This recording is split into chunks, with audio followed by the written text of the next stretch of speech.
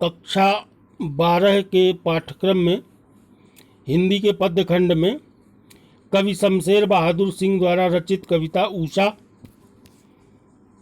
जिसमें कवि ने प्रभात के प्रातःकालीन दृश्यों का वर्णन किया है कि किस तरह से उषा काल अर्थात ब्रह्म मुहूर्त का समय जब सूर्योदय हो रहा होता है तो दृश्यों का परिवर्तन किस प्रकार से होता है।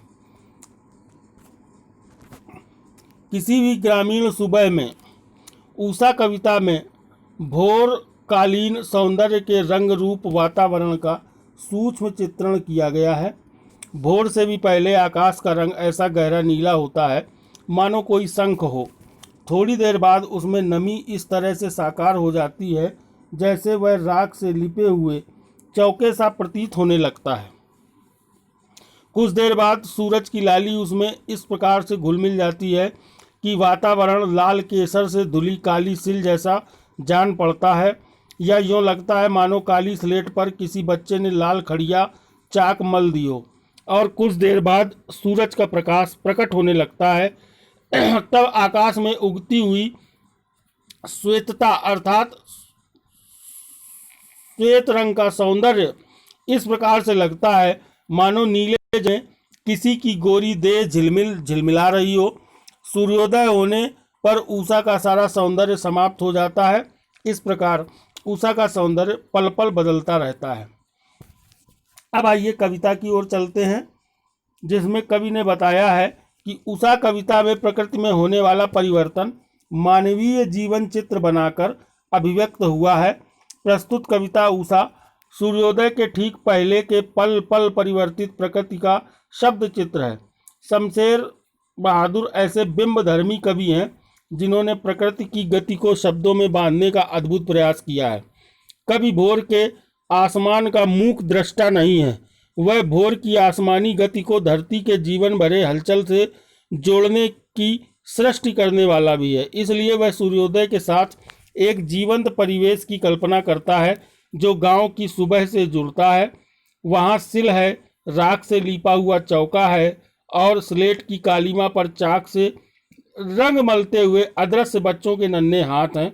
यह एक ऐसे दिन की शुरुआत है जहाँ रंग है, गति है और भविष्य की उजास है, यानी भविष्य का उजेला है, और हर कालीमा को चीरकर आने का एहसास कराती है कवि की यह कविता उषा।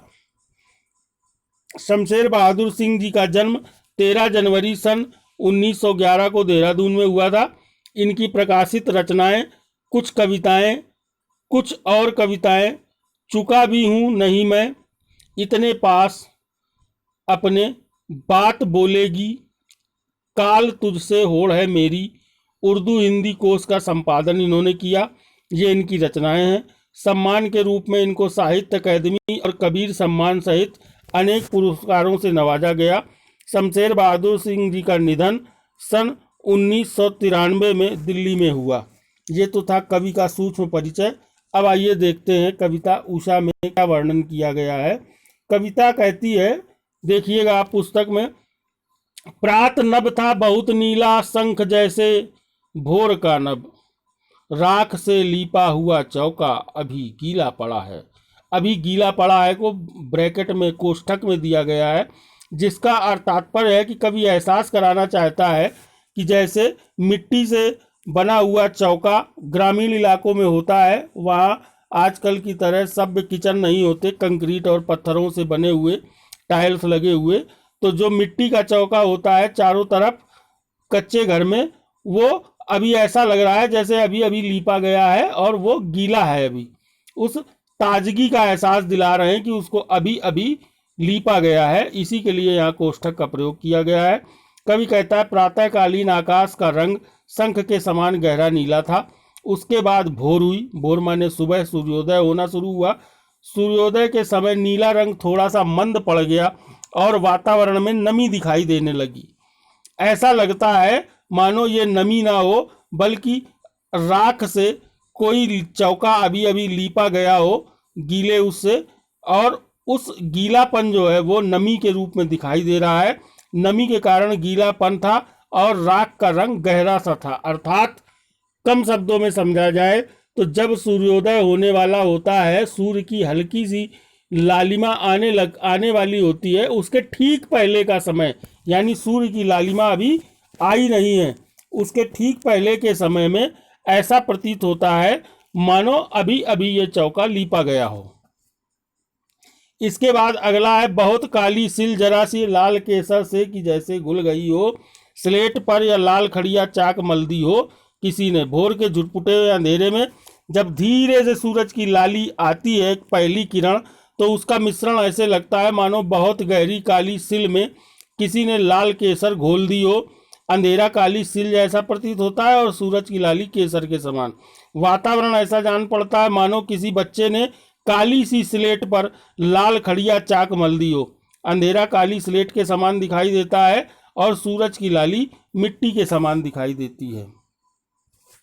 फिर कविता के अगले भाग में कवि कहता है, नील जल में या किसी की गौर झिलमिल देह जैसे हिल रही हो और जादू टूटता है उषा का। अब ये तीसरा दृश्य है, जब सूर्य और थोड़ा मुखर होकर के निकलता है तो कवि को ऐसा लगता है जैसे मानो किसी ने नीले से पानी में कोई नहा करके सुंदर युवती गोरे रंग की निकली हो और वो उजेला जो उसकी देह का है वो सूरज के उजेले सा प्रतीत होता है। और कवि को ऐसा लगता है कि अब उषा का प्रातःकाल का जादू समाप्त हो रहा है, अर्थात ये सुंदर लुभावने दृश्य पूरे हो रहे हैं और ऐसा लगता है कि मानो अब सूरज उगने वाला है, कि सूर्योदय हो रहा है। भोर के समय जब आकाश में गहरा नीला रंग छा जाता है और सूरज की श्वेत आभा दिखाई देने लगती है, तो उस समय का सौंदर्य ऐसा लगता है मानो नीले रंग के जल में किसी सुंदरी की देह झिलमिला रही हो। और कुछ समय बाद सूरज उगाता है, तब उषा के पल पल बदलते रंगों का सौंदर्य समाप्त हो जाता है, छूमंतर हो जाता है, अर्थात सूर्योदय हो जाता है और प्रकृति के रंग समाप्त हो जाते हैं। तो इस प्रकार से ये भावार्थ इस कविता का, जिसमें कवि शमशेर बहादुर सिंह बताते हैं कि प्रातःकालीन वातावरण में सवेरे आकाश का रंग नीले संग के समान था, फिर राख से लीपे चौके जैसा हो गया। कुछ देर बाद वह ऐसा लगने लगा जैसे काली सिल पर किसी ने केसर पीस दी हो। फिर थोड़ी देर बाद लगा कि जैसे स्लेट पर किसी बच्चे ने लाल खड़िया चाक मल दी हो। कुछ देर बाद सूर्य की गोरी देह नीले आकाश में झिलमिलाने लगती है और सूर्य बाहर निकल आता है, जिससे उषा का सम्मोहन यानी जादू टूट जाता है, अर्थात जो सौंदर्य प्रतिपल बदल रहा था वह तेज प्रकाश के फैलते ही समाप्त हो जाता है। ये रंग बिरंगी दुनिया खत्म हो जाती है। सुबह की उषा की विचारों के स्तर पर प्रगतिशील और शिल्प के स्तर पर कवि शमशेर बहादुर की पहचान एक बिंबधर्मी कवि के रूप में है। प्रस्तुत कविता में भी कवि ने सूर्योदय के ठीक पहले की पल पल बदलती हुई प्रकृति का शब्द चित्र प्रस्तुत किया है। यह एक ऐसे दिन की शुरुआत है जहाँ रंग है, गति है, भविष्य की उजास है और हर कालिमा को चीर कर बाहर आने का एहसास कराती है ये उषा। इस प्रकार से हम इस कविता को पढ़ करके बार बार समझेंगे। धन्यवाद।